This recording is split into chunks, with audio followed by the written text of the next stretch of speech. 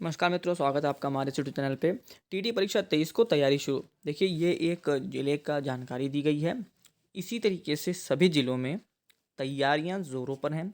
आप सभी को पता है टीटी 23 जनवरी को प्रस्तावित है और इसका नोटिफिकेशन पहले ही जारी हो चुका है। तो आचार संहिता लगने के बाद भी इस परीक्षा पे कोई समस्या नहीं आएगी। रही बात सुपर टेट की, तो जब तक आचार संहिता नहीं लग रही, अगर तब तक नोटिफिकेशन जारी हो जाता है तो उसमें कुछ होने की संभावना है। लेकिन आप लोगों को एक चीज़ सबको पता है कि नंबर ऑफ़ डेज़ बहुत कम बचे हैं। इन दिनों में, इतने कम दिनों में सभी चीज़ों को करना आसान नहीं है, लेकिन नामुमकिन भी नहीं है। अब ये देखना होगा कि सरकार इसको कहाँ तक ले जाना चाहती है, तो सरकार पर डिपेंड करता है, उसके कार्यशैली पर डिपेंड करता है और बचे हुए समय पर डिपेंड करता है कि अब आपका सुपर टेट होगा या नहीं। फिलहाल कुछ भी गेस करना आसान नहीं है। देखते हैं आज के पेपर में क्या दिया गया है। तो ये ज्ञानपुर का दिया गया है। प्रश्न पत्र लीक होने से निरस्त शिक्षक पात्रता परीक्षा 23 जनवरी को होगी। इस दौरान डीआईएफएस ने जिले में बनने वाले 19 परीक्षा केंद्रों की सूची परीक्षा नियमन प्राधिकारी को भेज दी है। इसके अलावा परीक्षा नियमन प्राधिकारी ने डीआईएफएस को पत्र भेजकर नवंबर माह में निरस्त हुई परीक्षा का ब्यौरा तलब किया है। 2 पालियों में होने वाली परीक्षा पुराने केंद्रों पर ही कराई जाएगी।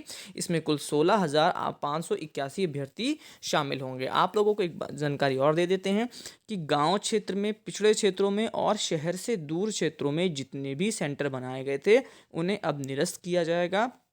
सिर्फ शहरी क्षेत्रों में ही अब आपको सेंटर देखने के लिए मिलने वाले हैं।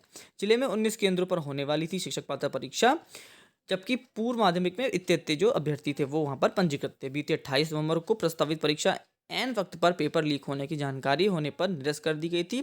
जिला विद्यालय निरीक्षक नंदलाल गुप्ता ने बताया कि नई तिथि घोषित हो चुकी है, इन केंद्रों पर परीक्षा होगी। डीआईएस गठित टीम ने जांच कर रिपोर्ट सौंप दी है। अब परीक्षा केंद्रों की सूची परीक्षा नियमन प्राधिकारी को भेज दी गई है। इसमें पूर्व में निरस्त हो चुकी परीक्षा के दौरान खर्च का ब्यौरा मांगा गया है, जिसके लिए सभी केंद्रों को प्रभारियों को जानकारी मांगी गई है। इन्होंने बताया कि पूर्व में चिन्हित परीक्षा केंद्र, ये कुछ परीक्षा केंद्रों के नाम दिए गए हैं जो इस जिले की होगी और यहीं पर ये पेपर कराए जाएंगे।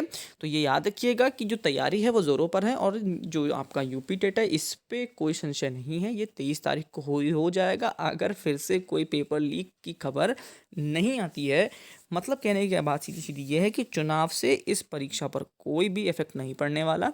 तो जो लोग भी पेपर देने जा रहे हैं उन सभी को बेस्ट ऑफ लक।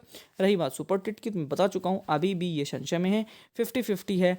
होने में कुछ भी हो सकता है और ना होने पर कुछ भी नहीं। देखने वाली बात होगी। आप लोग अपनी तैयारी चालू रखिए, कभी भी तैयारी को बंद मत करिए। पढ़ने वाले बच्चे कभी भी अपनी पढ़ाई को बंद नहीं कर दे जब तक वो अपनी सफलता तक नहीं पहुंच जाते हैं। आपकी सफलता, आपका लक्ष्य सिर्फ एक है, वो है सरकारी नौकरी। और जब तक ये परीक्षाएं नहीं हो रही हैं, तो इसका अर्थ ये नहीं है कि आप अपने घर पर केवल टाइम पास करें, गेम खेलें, मोबाइल चलाएं, टीवी देखें, मूवीज़ देखें, घूमें।